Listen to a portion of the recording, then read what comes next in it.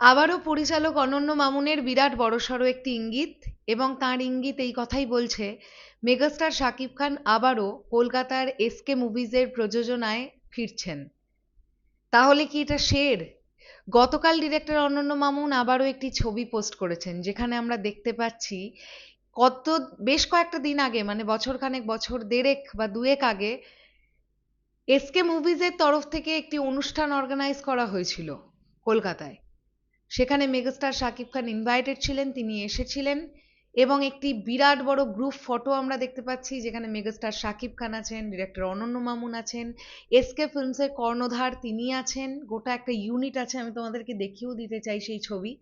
এই হচ্ছে সেই ছবি যেটা অনন্য মামুন পোস্ট করেছেন। এখানে তোমরা দেখো, এখানে মেগাস্টার শাকিব খান দাঁড়িয়ে আছেন আমরা দেখতে পাচ্ছি, মাঝখানে আমরা দেখতে পাচ্ছি এসকে মুভিজের কর্ণধারকে, এপাশে দেখতে পাচ্ছি অনন্য মামুনকে, এছাড়াও পরমব্রত চট্টোপাধ্যায়, রুদ্রনীল ঘোষ থেকে শুরু করে, সাহেব ভট্টাচার্য থেকে শুরু করে আরো অনেককে, ঋতব্রত থেকে শুরু করে ঈশা সাহা, অনির্বাণ ভট্টাচার্য, জিতু কমল, অনেককে দেখতে পাচ্ছি, জয়দীপ মুখার্জিকে দেখতে পাওয়া যাচ্ছে, অনেককে একসঙ্গে দেখতে পাওয়া যাচ্ছে একই ফ্রেমে।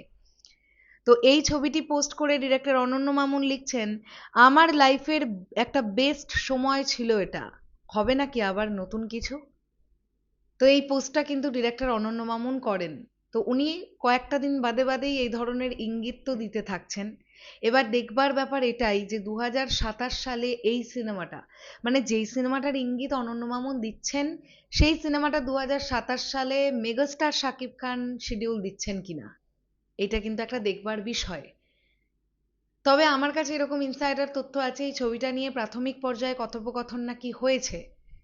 এসকে মুভিজের সঙ্গে মেগাস্টার শাকিব খানের রিলেশন প্রচন্ড ভালো, কারণ এসকে মুভিজ এর আগে একাধিক সিনেমা প্রডিউস করেছে, মেগাস্টার শাকিব খানের যৌথ প্রযোজনা হিসেবে কাজ করেছে।